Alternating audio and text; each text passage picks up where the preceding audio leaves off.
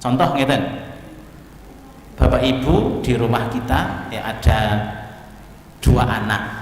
Anak yang pertama ketika di rumah melihat lantai rumah niku kotor, niku meneng wae. Terus dikongkon karo simboke, "Le, lantai kuwi sapunen." Dia langsung ngambil sapu terus nyapu. Baik mboten niki? Baik. Dia taat. Ya.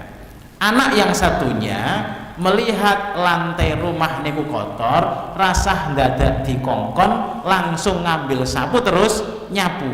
Baik ndak? Tentu lebih baik. Yang pertama niku ngelakoni ndadak dikongkon sih. Itu taat, baik. Tapi yang kedua, ora sah dikongkon, begitu melihat lantai kotor langsung disapu. Yang pertama ini namanya taat, yang kedua ini namanya hormat. Nah, kita merespon perintah Allah adalah dengan takzim, dengan hormat, mengagungkan Allah. Maka semua ciptaan Allah ini merupakan tanda kebesaran Allah untuk ulul albab, orang yang berakal, kemudian memikirkan, merenung, setelah itu kemudian mengakui bahwa tidak ada skenario Allah yang sia-sia, pasti setiap kejadian ada hikmahnya, maka muncul pengagungan terhadap perintah-perintah Allah Subhanahu wa taala. Niku. Karena kalau taat ini ya yang penting dilakoni, sing penting dilakoni. Umpama sholat, sing penting sholat. Tetapi kalau takzim, dia akan menumbuhkan dalam dirinya sholat itu penting, bukan yang penting sholat. Bapak Ibu jamaah rahimakumullah, yatafakkaruna fi khalqis samawati wal ardh. Tafakkur, tadzakkur, tadabbur, merenung itu apa?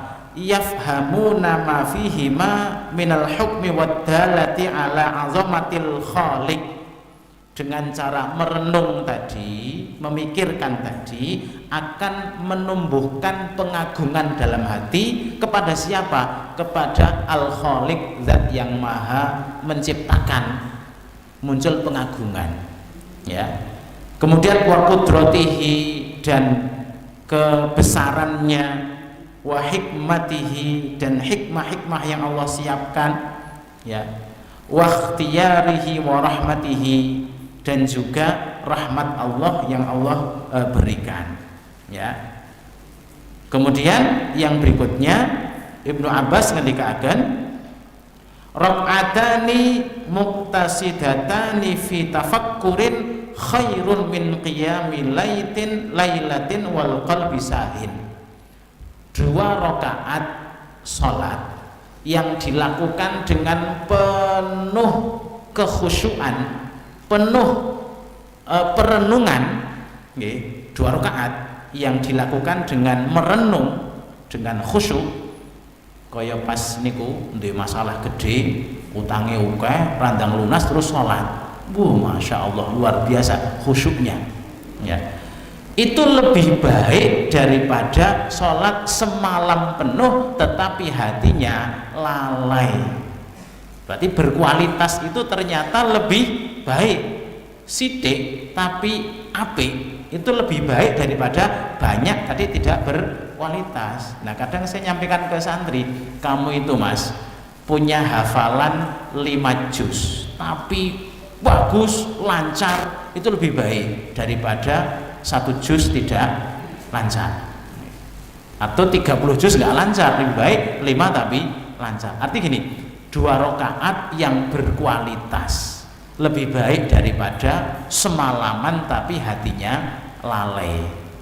Niku. Maka tadzakkur utawi tafakur ini penting sekali. Kemudian manfaat dari tadzakkur ini, kita selalu akan dapat mengambil pelajaran. Ruyen nate kula aturaken Bapak Ibu, wonten setunggalipun tafsir dipun criosaken ada seorang ulama yang paham surat Al-Asr setelah melihat penjual es batu. Ini nate kula aturaken.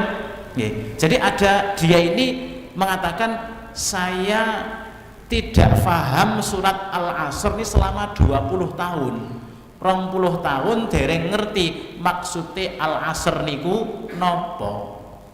Begitu dia pergi ke pasar melihat ada penjual es batu menawarkan dagangannya sambil mengatakan begini, irhamu man yadhu buruk sumali, ayo dibeli, kalau tidak dibeli nanti akan habis. Maksudnya ayo kasihanilah orang yang modalnya akan habis. Maksudnya apa? Ayo dituku, yen ra dituku yo bakale entek. Es batu niku ditumbas yo entek, mboten ditumbas nggih telas mencair. Ya, mendengar penjual es batu menawarkan dagangannya, orang ini langsung faham, hadza makna innal insana lafi khusrin. Inilah makna dari ayat sesungguhnya manusia rugi. Lho rugi niku napa? Ketika modalnya habis, tidak menghasilkan apa-apa, justru meninggalkan hutang, itu namanya rugi. Umure entek, orang diamal nopo-nopo. Ya. Setelah melihat penjual es batu modal perenungan, akhirnya iya ya, bener ya, umur manusia seperti es batu, dinggo ora dinggo bakale entek. Bapak Ibu ndalu menika rawuh pengausan, kan ya kelong umure. Mboten rawuh pengausan, ya padha-padha kelong. Dinggo ngaji ya kelong, dinggo minum khamr ya kelong. Sudah. Daripada ini sama-sama habisnya, lebih baik dipakai untuk yang baik. Es batu niku ditumbas ya entek, ora ditumbas ya entek. Mending ya ditumbas, mending payu terus entuk hasil. Lah umur kita juga demikian. Ini modal perenungan. Yang lain lagi ada satu riwayat menyebutkan, nggih. Wa dzukiru zakaru anna al-Hafidz Ibnu Hajar lamma kana qadil qudah. Niki dipun sebataken Ibnu Hajar, orang kaya, seorang pejabat, seorang ulama. Nah, niki angel niki terkumpul dalam satu orang. Wis sugih, ya ulama, ya pejabat. Ya. Marra yauman bisuqi fi mawqibin 'azimin wa hayatin jamilah. Satu hari beliau ketika hendak berangkat ke mungkin ke kantor ya, karena pejabat, dia ini orang kaya, tentu saja kendaraannya mewah, kemudian pakaiannya juga mewah. Mboten sombong, tapi karena memang dia mensyukuri nikmat itu, kendaraannya bagus, pakaiannya bagus, berangkat ke kantor atau ke tempat tujuan dia melewati pasar. Fahajama alaihi yahudiyun yabi'u zaital har wa athwabuhu mulattokhatun bizait.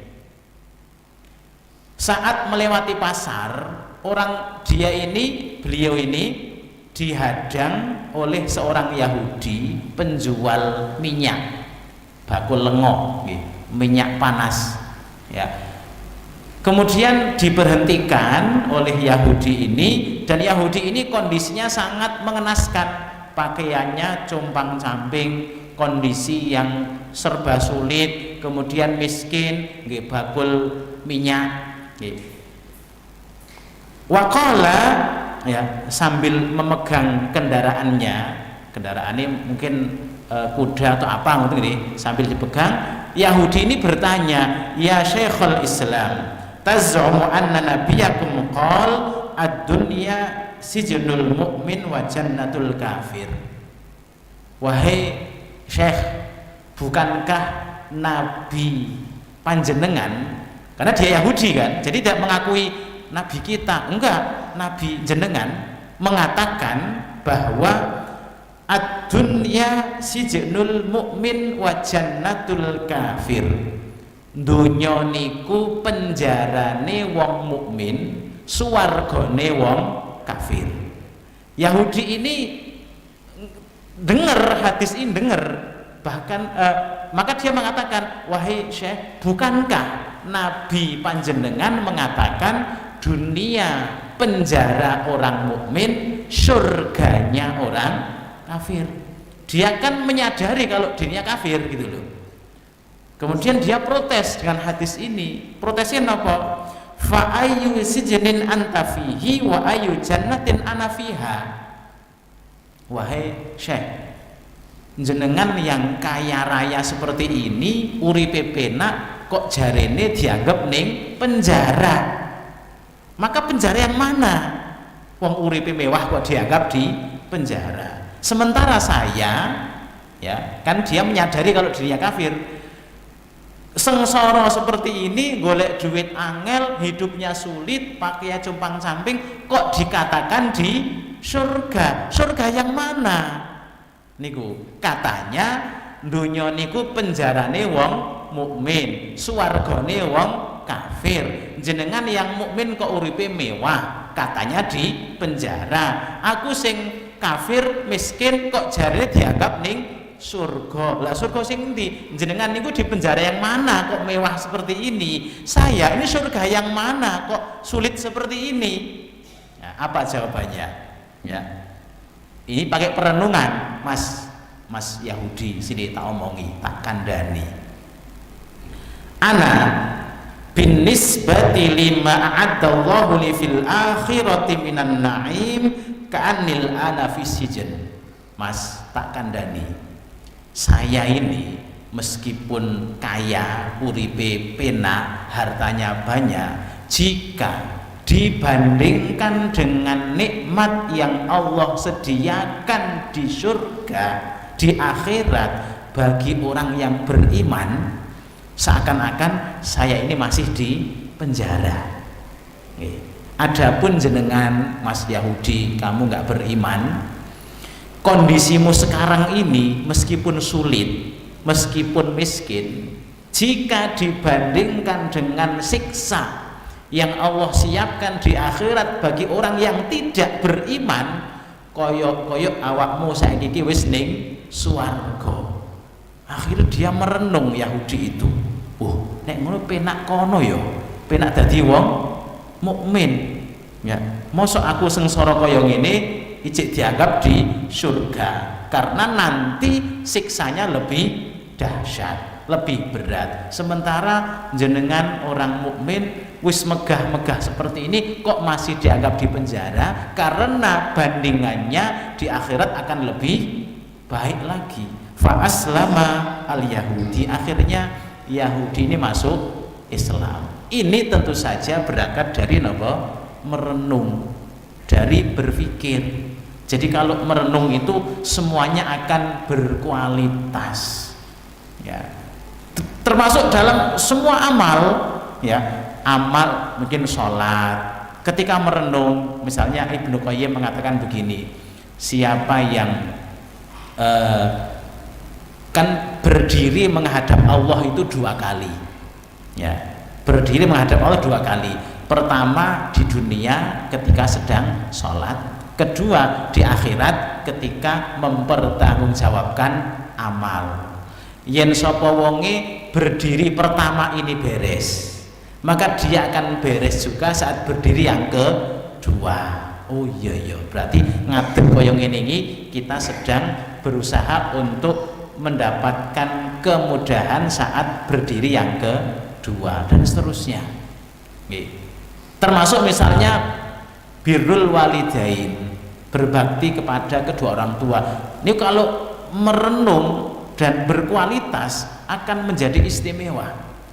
Terakhir Bapak Ibu, saya sampaikan satu cerita yang ada di Timur Tengah. Ada satu komunitas yang mengadakan semacam sosial eksperimen. Jadi melakukan semacam napa nggih, kayak penelitian atau percobaan di masyarakatnya. Ya, ceritanya begini. Ada komunitas ini yang sedang pura-pura menjadi perusahaan, untuk menerima calon-calon karyawan. Jadi dibuka lowongan pekerjaan, disiarkan di mana-mana, di media sosial, di surat kabar, dan di mana-mana begitu. Kemudian setelah semua yang mendaftar, jadi yang mendaftar pekerjaan itu semuanya sudah daftar, maka dilaksanakanlah interview, wawancara, ya. Di ruang wawancara itu sudah disediakan kamera tersembunyi dari semua sudut. Misalnya sing diwawancari mriku ngoten, kamera dari samping, dari kanan, di atas, untuk menyorot wajahnya ke ekspresinya gitu. Ada yang di belakang layar yang melihat, ya. Nah, satu persatu dipanggil, diwawancarai. Isinya begini, Mas atau Mbak, ya, kita ini sedang butuh tenaga kerja yang punya keahlian tersendiri. Keahlian yang sangat dibutuhkan adalah mobilitas. Pokoknya iso nyambut gawe banyak di waktu yang singkat. Kemudian selama menjalankan pekerjaan ini Anda tidak akan sempat, bahkan tidak akan mungkin bisa istirahat atau duduk barang sesaat. Akhirnya kan mulai bingung, opo ki gaweane iki, mosok gaweane koyo ngene. Kemudian ada yang bertanya, lah waktunya berapa? Waktu kerjanya itu dijawab, waktunya adalah 7 kali 24 jam. Berarti terus piye kuwi? Ya. Melbune jam 7, rampungnya jam 6.59. Ya. Memang Anda harus butuh kesabaran untuk menjelaskan penjelasan ini, mendengarkan penjelasan ini. Ya. Customer Anda adalah orang yang sangat sensitif, sangat agresif, sangat memerlukan perhatian Anda.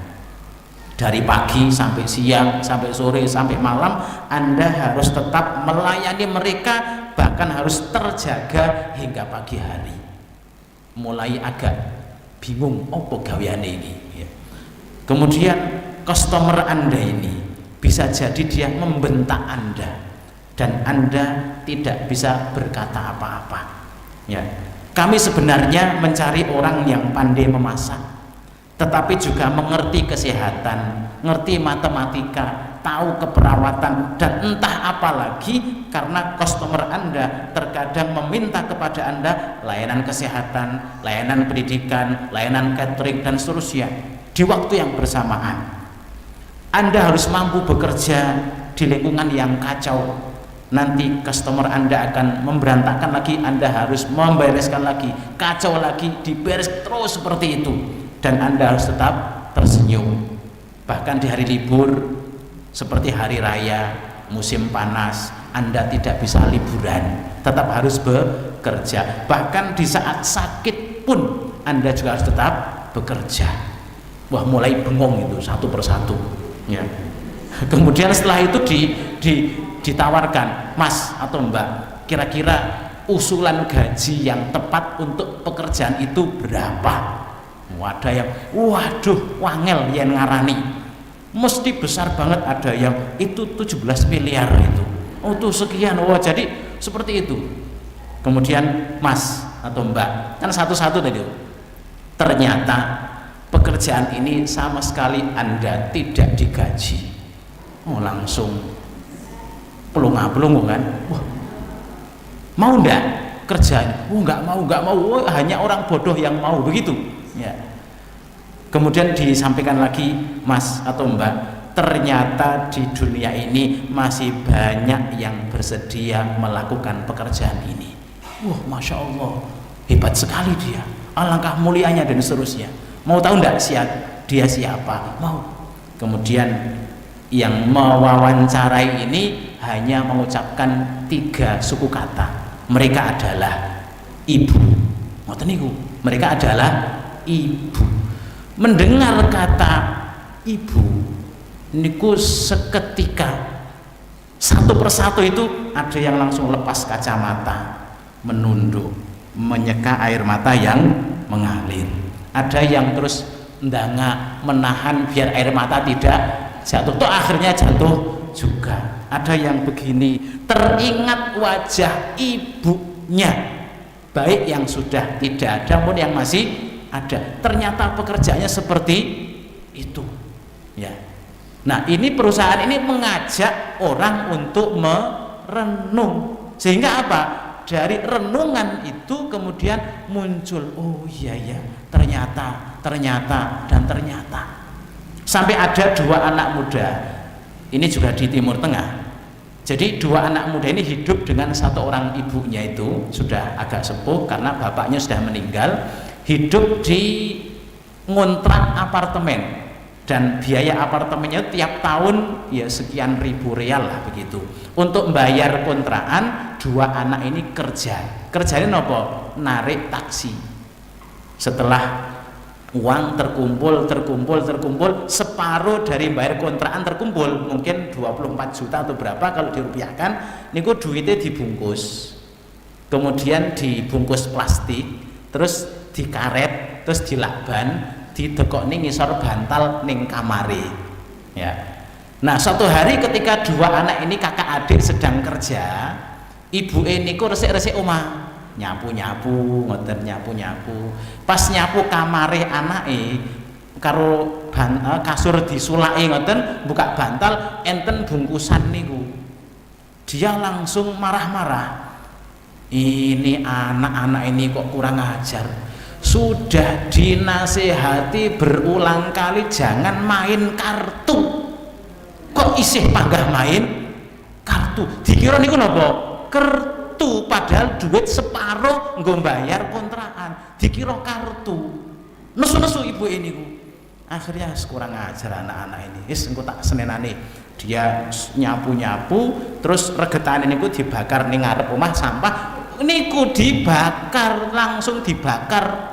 Sing dikira kartu padahal napa? Duit. Setelah itu adiknya pulang. Assalamualaikum, salam. Nah, pripun Bu? Kamu itu loh, langsung dimarahi. Apa? Kamu itu loh, ibu sudah berulang kali menasihati supaya tidak main kartu, kok masih main kartu? Bingung kan? Maaf Bu, maaf. Lah gimana? Itu loh di bawah bantalmu, kamu masih nyimpen kartu sama kakakmu. Wah, dia kan, wah ini duit jane, tapi dia tidak mau ngomong itu uang. Iya maaf Bu, maaf, kak saya tidak ngulangi lagi.